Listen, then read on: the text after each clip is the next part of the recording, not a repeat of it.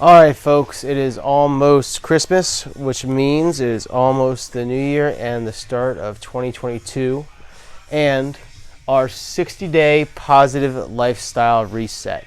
So far we've gone through say something positive about yourself, do something positive for others, 30 minutes of movement a day, 7 days a week, and then 3 servings of fruits or veggies throughout the day. If you haven't seen those videos, they are all up on our YouTube channel. Check them out. I also posted them in the 60-day positive lifestyle reset group on Facebook. We're going to go through 3 quick things to focus on to start rounding out our 10 things we're going to do. So what we have left is 10 minutes of reading and writing, 7 days a week. Get up the same time every day. No devices at meals. Only 3 alcoholic beverages a week. And then 1 for you. So what we're going to do today is we're going to cover 3 really quick ones. We're going to start with one that I think is extremely important for everybody. The 10 minutes of reading or writing a day. I recently had a consultation with a client, and they talked about when they go to bed. Now they do very good at having their phone shut off at 9:30 every night. They go to bed around 9. From 9 to 9:30 at night, they are in bed on their phone. That is the last thing you want to be doing before you fall asleep. TV is even better than that. All right. Ideally, you're either reading or writing. Now, depending on the individual, you could do either. Take 10 minutes and read a book. There's a book I either consider like, dinner or dessert. Your dinner is a book that is teaching you something, you're learning something. It's a business book, it's a health book, it's a nutrition book. It's something you're taking something and learning and you're trying to remember. And dessert, it's food we just more or less throw away. We put it in our bodies knowing it's not doing anything good for us. That's your other book, something that you're reading for your pure enjoyment factors. It doesn't matter what you do, but let's take 10 minutes and try to read. If you don't like reading, or we feel at the end of the day we need to get things out. Sometimes you're not comfortable talking to your significant other about certain things, or sometimes you're by yourself. You need to get things out. You have no one to talk to. You don't know how to explain it or verbalize it. Start writing. It's that simple. Pen and paper, not a computer, not a tablet, not a phone. Start writing. All right. Sit in bed. Put a notebook on your lap and start going, or sit at a desk or in a quiet space and start jotting down thoughts, ideas, emotions. Something simple as starting about how your day was going and 3 positive things and 3 negative things that happened throughout the day, and all of a sudden it turns into pages of thoughts, emotions, ideas, and dumping all that out prior to bed. All right, those are 2 great practices before you go to sleep each night. Now some people like to do that first thing in the morning. I am someone who thinks very clearly, very clean, crisp thoughts first thing in the morning. Most of my ideas come first thing in the morning, either on the way to work or in the shower, getting ready, that kind of stuff. End of the day, I'm usually stressed, I'm worn down, exhausted, so I would probably read at night and write in the morning. So entirely up to you as an individual, but take 10 minutes every day, 7 days a week, and don't miss that. It's only 10 minutes. All right, make that a priority. Next one, simple. No phones, devices, TVs, tablets, nothing. No gaming device, nothing at meals. All right, that's even when you're at work, sitting by yourself or sitting at your desk.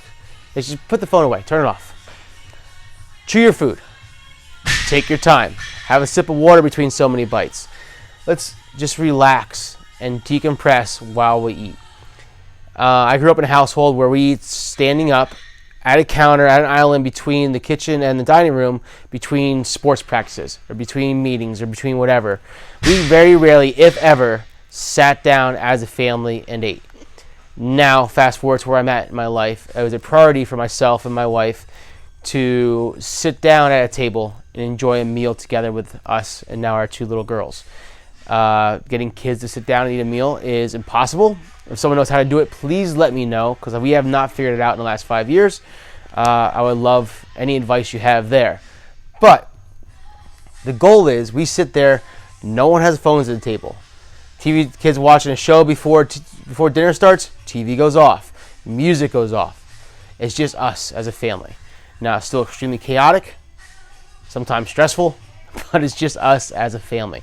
As the kids get older, that will become less chaotic, and that will be, where they can tell us about their day, and we can stay connected as a family, because it's very, very rare that a family can sit down and just connect. All right, so let's really focus on taking time around meals to make it a time to decompress, step away from technology and outside influences, and connect with each other or with ourselves. And the last one, this one we meet with a lot of hesitation. It's tough for me. It's tough for a lot of people. But only 3 alcoholic beverages a week. I wrote this. My wife asked me, why 3? I'm like, because 0's unrealistic and 5 is too many. Okay? So, 3 alcoholic beverages a week. So, we're trying to clean our lives up. We are trying to do a positive lifestyle reset. There's almost nothing positive that comes out of drinking alcohol other than you sitting around with a friend having a beer and a good conversation, or sitting with your wife and having a drink and having a good conversation. But if you're truly sitting there having a conversation, you're not slamming 6 or 7 beers or glasses of wine or shots, where you're sipping and talking, right? So that can be a positive thing that comes from drinking alcohol. Other than that, nothing.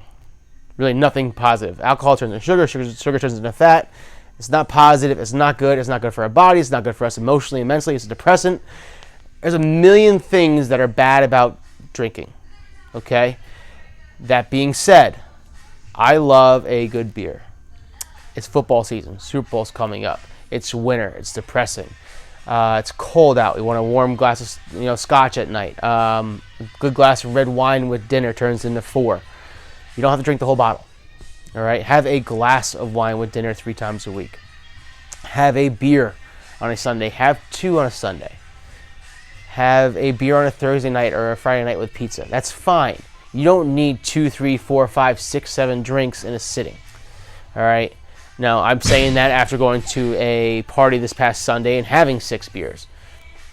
Didn't feel great the next day. Didn't feel great that night. Had to get up at 3 a.m. to do work Monday morning that I didn't do Sunday night because I drank too much Sunday during the day. All right? So what positive came from that? Nothing.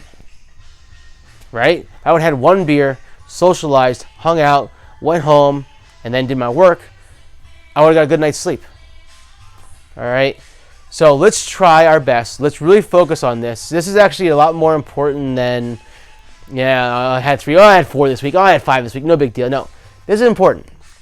All right, guys, try to keep it to 3 alcoholic beverages a week.